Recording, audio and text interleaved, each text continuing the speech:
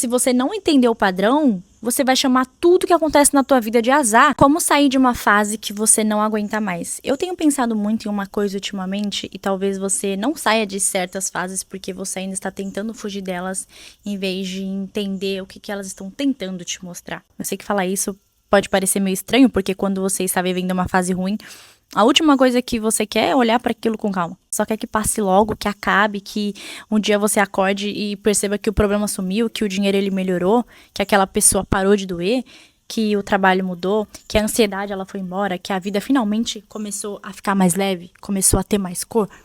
Só que muitas vezes a vida não só muda porque você cansou de sofrer. Ela começa a mudar quando você para de olhar para aquela situação apenas como punição e começa a se perguntar: o que isso aqui tá tentando me ensinar que eu ainda não quis enxergar? Eu não estou falando isso para romantizar a dor. Não estou dizendo que tudo que aconteceu com você foi bonito, que foi necessário, que foi justo. Tem coisa que realmente foi pesada, tem coisa que você não merecia, tem coisa que te machucou de um jeito que talvez ninguém tenha visto. Mas mesmo quando algo não foi justo, ainda pode existir um aprendizado ali que te devolve poder. E o que eu quero dizer com isso?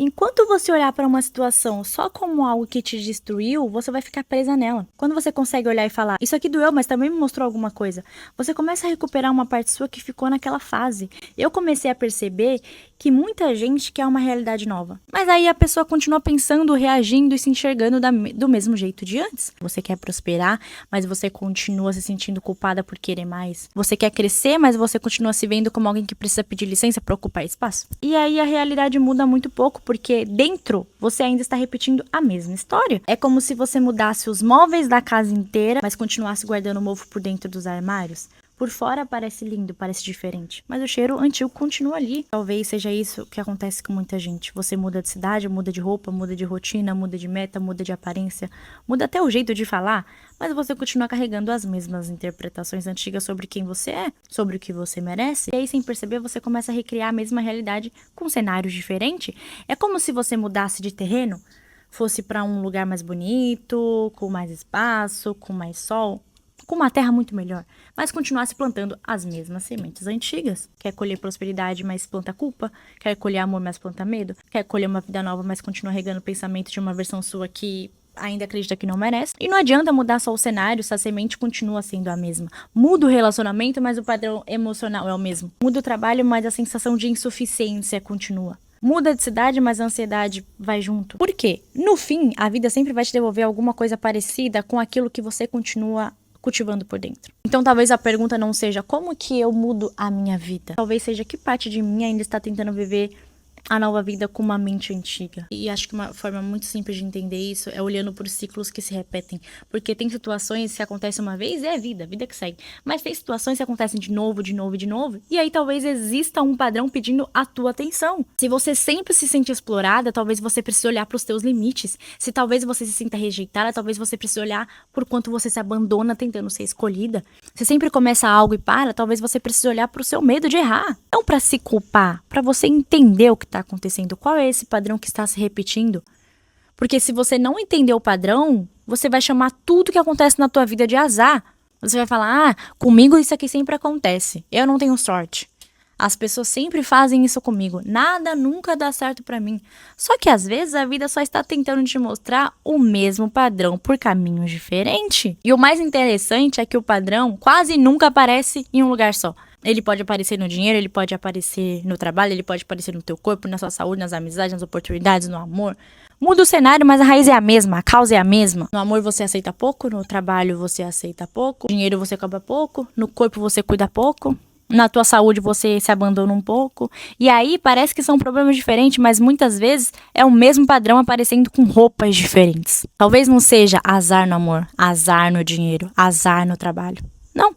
Talvez seja a mesma crença de não merecimento tentando te provar em várias áreas diferentes da tua vida. Enquanto você não enxergar a raiz, você fica tentando resolver só o sintoma disso. Porque você troca de relacionamento, mas continua se diminuindo. Troca de trabalho, mas continua sem se posicionar.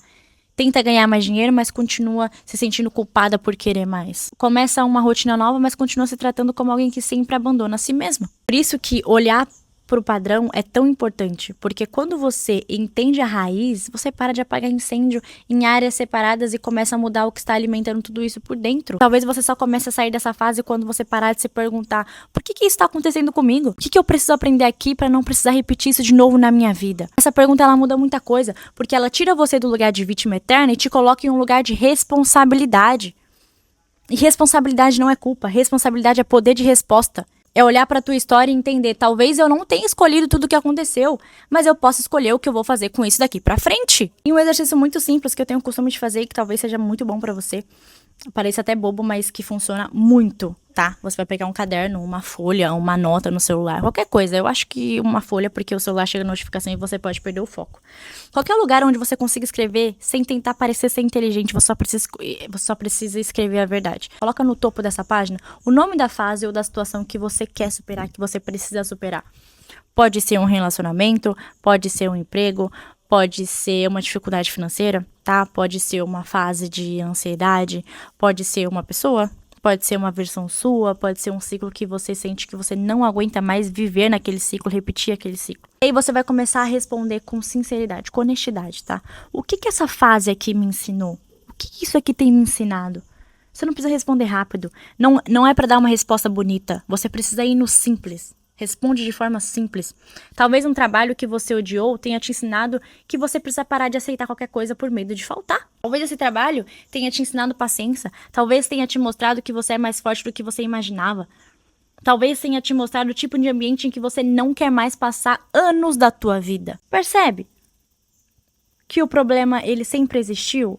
Aquilo foi difícil, talvez aquilo tenha te cansado, tenha te frustrado, te dado vontade de desistir. Mas quando você muda a forma de olhar, você consegue tirar alguma coisa boa dali. Não porque o problema virou maravilhoso, mas porque você parou de dar a ele o poder de te destruir. Problemas sempre vão existir, tá? Em fases diferentes, com nomes diferentes, em tamanhos diferentes.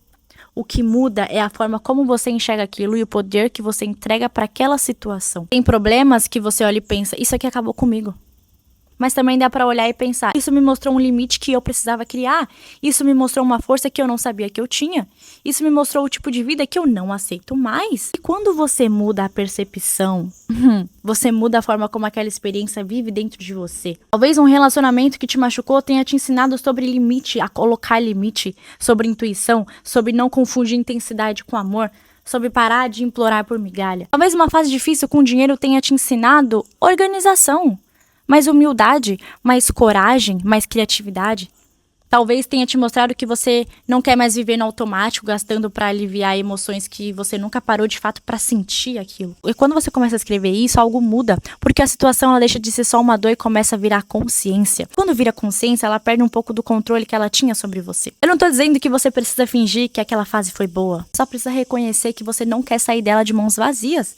Porque se doeu, que pelo menos te ensine. Que se pesou, que pelo menos te fortaleça, que se te quebrou em algum ponto, que pelo menos te mostre quais partes suas precisam ter cuidado. Tem uma frase que eu penso muito às vezes, é que você não está presa na situação, você está presa no significado que você deu para aquela situação. Porque uma coisa é você viver uma rejeição, outra coisa é você transformar aquilo em eu nunca mais vou ser amada. Uma coisa é você errar, outra coisa é você transformar aquilo em eu sou incapaz. Uma coisa é alguém te machucar, outra coisa é você transformar aquilo em todo mundo vai embora mesmo. Uma coisa é você ter crescido sem dinheiro, outra coisa é você transformar aquilo em prosperidade não é pra mim. E aqui entra uma coisa muito importante: cada pessoa está vivendo a vida a partir de um lugar diferente, com uma história diferente, uma consciência diferente, com feridas diferentes, crenças diferentes, ensinamentos diferentes. Às vezes você vai olhar para uma atitude de alguém e vai pensar: eu jamais faria isso. E talvez você realmente não fizesse aquilo. Mas talvez você tenha uma consciência que aquela pessoa nem sabe que existe. Talvez você tenha aprendido algo que ela nunca aprendeu.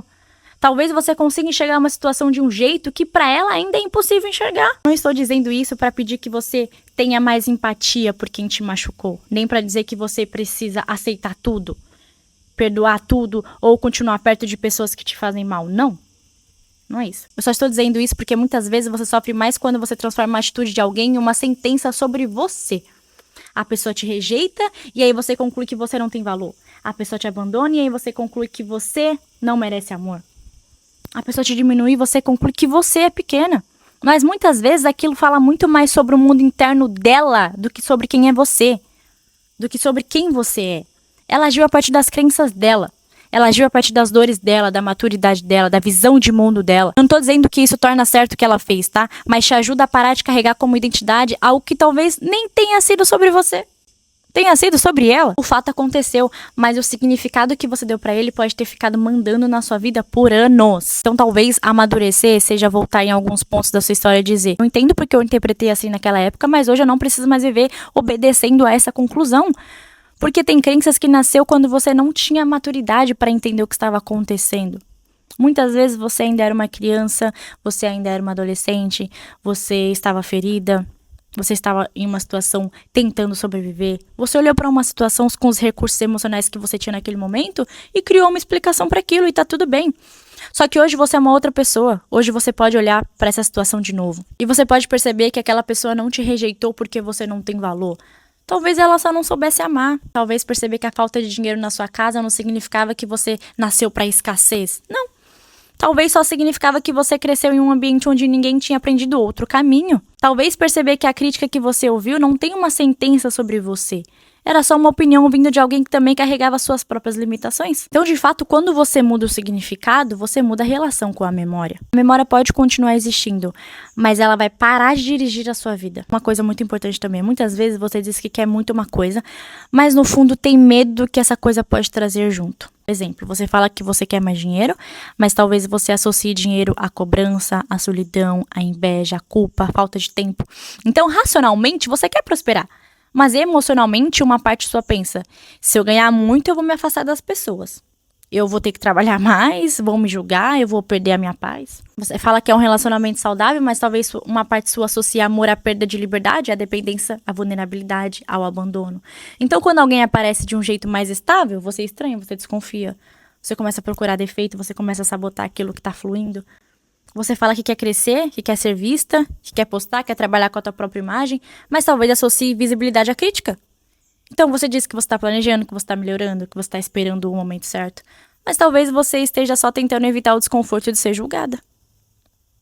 Por isso que uma pergunta que eu gosto muito é: o que eu tenho medo de perder se eu conseguir exatamente o que eu quero? Que às vezes o bloqueio não está no desejo, está no custo imaginário que você colocou em cima dele. Talvez você até queira uma vida melhor, mas aí você acha que uma vida melhor vai te deixar sozinha. Talvez você queira sucesso, mas acha que sucesso vai te transformar em alguém fria. Talvez você queira dinheiro, mas ache que dinheiro vai te tirar a tua simplicidade. Talvez você queira amor, mas ache que amor vai te prender. E se você não olhar pra isso, você fica se sabotando sem conseguir entender o porquê. Então escreve: se isso chegar na minha vida, qual é a pior coisa que eu acho que pode acontecer? Às vezes você descobre que você não tá com medo de fracassar. Você tá com medo de dar certo e não saber sustentar. Às vezes, você não tá com medo de começar. Você tá com medo de ser vista aprendendo, tentando. Às vezes, você não tá com medo de amar. Você tá com medo de depender emocionalmente de novo. Quando você enxerga esse medo, você pode conversar com ele. Você não precisa brigar, você precisa conversar. Você pode falar: eu entendo que você está tentando me proteger, mas eu não preciso mais associar crescimento com perigo. Eu posso crescer e continuar sendo eu. Eu posso ganhar dinheiro e continuar tendo meus valores. Eu posso amar e continuar tendo limites, impondo limites. Eu posso ser vista e continuar me sentindo segura. Te garanto que isso é muito mais poderoso do que só repetir frases bonitas.